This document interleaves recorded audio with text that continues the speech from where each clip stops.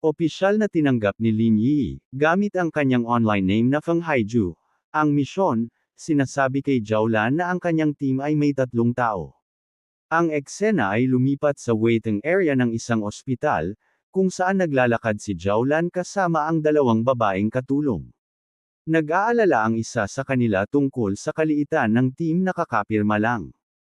Gayunpaman, kalmado at tiwala si Jiaolan. Sabi niya, kung siya ay isang pioneer na tunay na mapagkakatiwalaan ng bansang Xi'an, darating siya. Nagtanong pa ang katulong, nag-aalala kung ano ang mangyayari sa ibang mga pioneer kung hindi siya sumipot. Sumagot lang si Jiaolan na kung hindi siya dumating, ibig sabihin ay hindi sila itinadhana. Habang naglalakad sila, lumitaw ang isang ngisi sa mga labi ni Jiaolan. Tinanong niya ang kanyang mga katulong kung talagang naniniwala sila na ang layunin ng isang misyon na kunin ang bulaklak ng Xi'an ay para ipadala ang mga malalakas na pioneer sa kanilang kamatayan. Ipinaliwanag niya na ang tunay na layunin ng napakadelikadong gawaing ito ay ang eksaktong kabaligtaran ng kung ano ang inaakala. Ipinakita sa isang bisyon kung ano ang bulaklak. Ito ay sumisibol mula sa isang madilim at masamang pool, na pinakakain ng mga katawan at kaluluwa ng mga bumagsak na pioneer. Sabi ni Jiaolan, ang pagkuha ng bulaklak na ito ay isang kinakailangang hakbang para palakasin ang bansa, dahil ito lang ang paraan para mas marami pang pioneer ang mailigtas sa mahabang panahon. Ang dahilan ng misyon na ito, paliwanag niya, ay para protektahan ang parehong kinabukasan ng pangunahing lakas ng bansang Xi'an, na kinakatawan ng bagong henerasyon ng mga pioneer tulad ni Fang Yi at ng kanyang team, na ipinakitang naglalakbay papunta sa misyon sa isang subway, at para buhayin ang pinakamataas na uri ng puwersang panlaban na namatay na sa labanan. Dumating sila sa silid ng kanyang guro sa ospital, ang comatose na matandang lalaki. Hawak ang kanyang kamay, inulit niya ang kanilang layunin. Kailangan nilang kumuha ng mas maraming bulaklak ng Xi'an sa anumang paraan. Ibinunyag niya ang pagkakakilanlan nito at ang malaking kahalagahan ng kanilang misyon. Ang kanyang guro ang nag-iisang pioneer sa buong bansang Xi'an na umabot sa maalamat na Jinggang Realm, at ang bulaklak ng Xi'an lang ang makakagising sa kanya mula sa kanyang pagkakoma. Ipinaliwanag ni Jiaolan ang malaking estratehikong halaga ng isang taong tulad nito. Pagkatapos ng ganap na espiritual na pagkabuhay, ang isang Jinggang Realm powerhouse ay parang isang modernong nuclear weapon, na ginagawa siyang pinakamalaking asset ng bansa sa pakikipag-usap sa ibang mga bansa.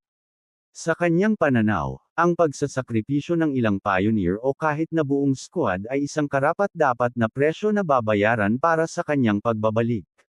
Gayunpaman, nag-alala ang kanyang katulong para sa sariling kapakanan ni Jiaolan, sinasabi sa kanya na kahit gaano pa kahalaga ang misyon, mahalaga rin ang kanyang kalusugan. Nagdulot ng madilim na reaksyon ang komento. Dumilim ang mukha ni Jiaolan habang inuulit niya ang mga salitang, mahalaga ang kalusugan ko. Bigla siyang sumabog sa galit at kalungkutan, sumisigaw na ang kanyang buhay ay talagang mahalaga, ngunit dahil lang ito ay isang regalo, na binayaran ng buhay ng kanyang mga bumagsak na kasamahan na namatay para iligtas siya. Hinawakan niya ang kanyang ulo, tinamaan ng biglaang matinding sakit, isang pisikal na senyales ng kanyang trauma. Pagkatapos ng ilang sandali, kumalma siya at humingi ng paumanhin para sa kanyang pagsabog. Tinanong ng isa sa kanyang mga katulong kung sumasakit na naman ang kanyang ulo.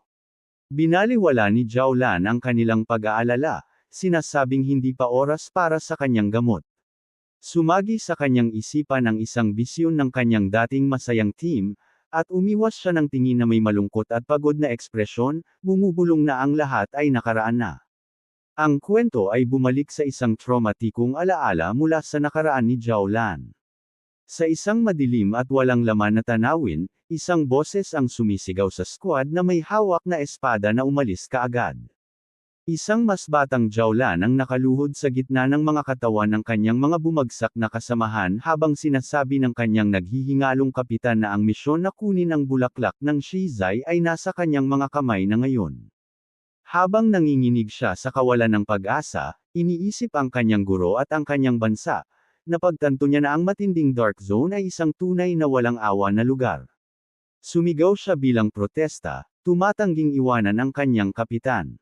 Sa kanyang huling sandali, ipinatong ng kapitan ang kanyang kamay sa kanya, inililipat ang kanyang espiritual na enerhiya sa kanya. Sinabi niya sa kanya na umaasa siya na ang kanilang mga kapangyarihan ay magagamit niya at nakikiusap sa kanya na makabalik ng buhay. Bumalik sa kasalukuyan, nakatayo si Jiaolan sa ospital, iniisip ang trahedyang araw na iyon. Ibinunyag niya ang mapait na kabalintunaan ng sakripisyo ng kanyang team. Ibinigay nila sa kanya ang kanilang kapangyarihan, ngunit hindi nila alam na ang isang bulaklak ng shizai ay walang silbi kung ito ay nahawakan ng dugo o hindi napitis ng perpekto, ibig sabihin ay nabigo ang kanilang misyon kahit na iniligtas nila ang kanyang buhay. Kalaunan, pagkatapos ng mahabang paglalakbay, dumating ang bagong team ni Fang Yi sa walang laman na labas ng matinding dark zone. Nagreklamo ang pulang buhok na leader tungkol sa mahabang paglalakad. Tinanong niya kung bakit hindi na lang sila lumipad, dahil sa kanilang kapangyarihan.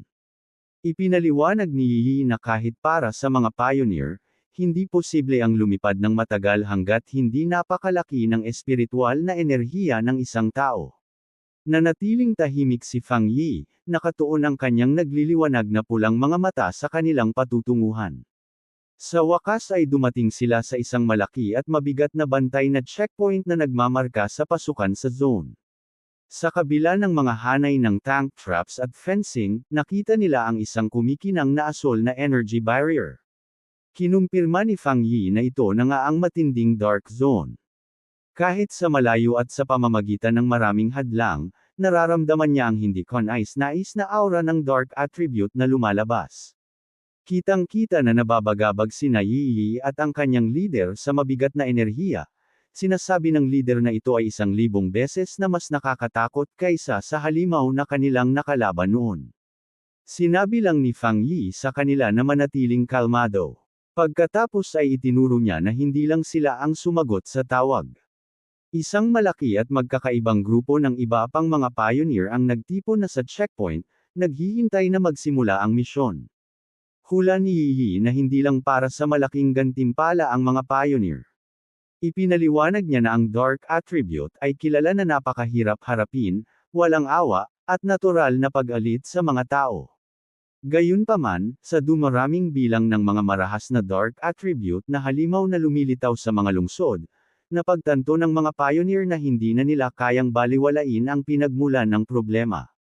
Marami ang pumunta rito para harapin ang banta ng direkta at humanap ng paraan para lumaban. Sumang-ayon ang pulang buhok na leader sa kanyang loika, at tumingin si Fang Yi na may bahagyang ngiti, humanga sa matalas na isip ng kanyang pinsan. Ipinakita sa eksena ang iba't ibang ligaw na pioneer, bawat isa ay may natatanging gamit at estilo, lahat ay naghihintay na bumukas ang mga gate.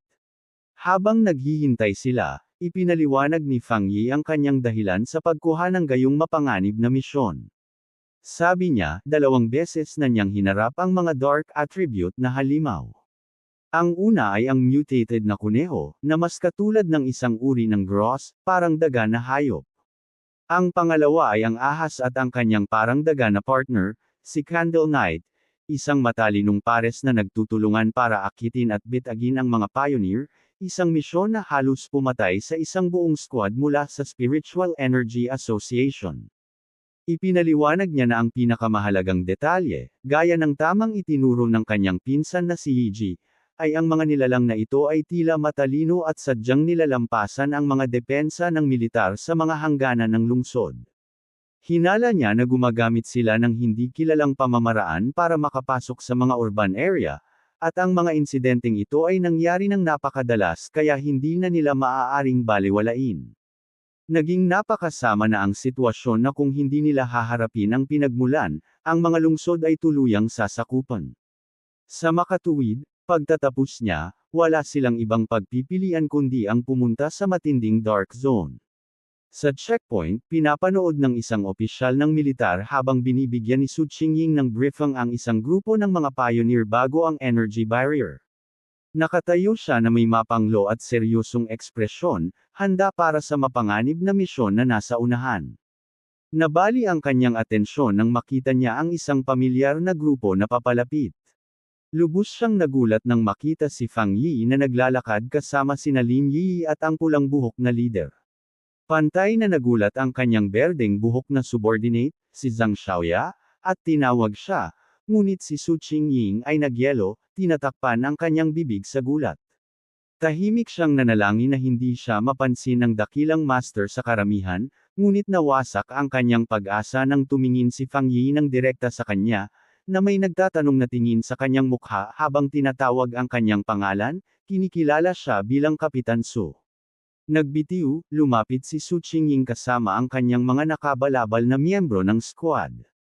Dahil natanggap na ang impormasyon ng militar tungkol sa team ni Fang Yi, ang pulang buhok na leader, na laging pilyo, ay sinukat ang magandang babaeng may pilak na buhok, at tinanong si Fang Yi kung ito ang hipag ni Yi, isang mapanuksong termino para sa isang potensyal na kasintahan. Ang mungkahi ay nagdulot ng gulat kina Yi at Su Qingying. Namula si Su Qingying at ikinaway ang kanyang mga braso, na sinasabi kung gaano kalaking hindi pagkakaunawaan ito. Kalmadong nilinaw ni Fang Yi na hindi, ipinapaliwanag na siya si Kapitan sumula sa Spiritual Energy Association na tumutulong sa kanya sa iba't ibang gawain. Gayunpaman, ang paliwanag na ito ay tila mas nagpagulo kay Su Qingying, dahil nakita niyang mas nakakainis ang paglalarawan kaysa sa romantikong ideya. Naantala ang kanilang pag-uusap ng isang malakas at arroganting boses. Isang kahangahangang matandang lalaki na nakasuot ng mabigat na pulang baluti kasama ang dalawa pang nakabaluti na pioneer ang humakbang pasulong at tinawag silang isang grupo ng mga walang hiyang bata. Malakas siyang nagreklamo na ang bagong henerasyon ng mga pioneer ay mas bata at mas walang galang, hindi man lang binabati ang kanilang mga nakatatanda. Pinagalitan niya sila sa pakikipag-usap ng casual sa gayong mapanganib na lugar. Tinapos niya sa isang sarkastikong komento, sinasabing umaasa siya na lahat sila ay makakaasa sa isa't isa sa loob ng matinding dark zone. Nagalit ang pulang buhok na leader, ngunit pinigilan siya ni Yi, sinusubukang pakalmayan ang sitwasyon. Kalmadong humakbang si Fang Yi sa pagitan nila, naghuhudyat sa kanyang teammate na kumalma. Hindi natakot, itinuro ng pulang buhok na leader ang arroganting lalaki, sinasabi sa kanya na huwag makialam at binabalaan siya na walang nakakaalam kung sino ang matatakot hanggang mamatay sa loob.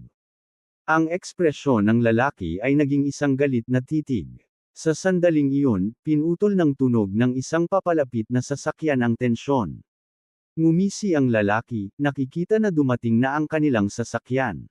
Isang malaking armored transport na may mga ilaw ng pulis ang huminto, at bumukas ang mga pintuan sa likod nito. Ang misteryosong si Zhao Lan ay lumabas, at ang kanyang presensya ay agad na nakakuha ng atensyon ng bawat pioneer doon. Napasinghap ang karamihan, nakikilala ang kilalang Sister Zhao Lan. Naglakad siya pasulong na may awtoridad, kasama ang kanyang mga gwardya sa magkabilang panig habang bumubulong ang mga pioneer sa pagkamangha, nagtataka kung sino siya para magkaroon ng gayong engranding pagpasok. Pinanood siya ni Fang Yi na papalapit at inisip ang kanyang layunin. Siya ang magbubukas ng gate para sa kanila.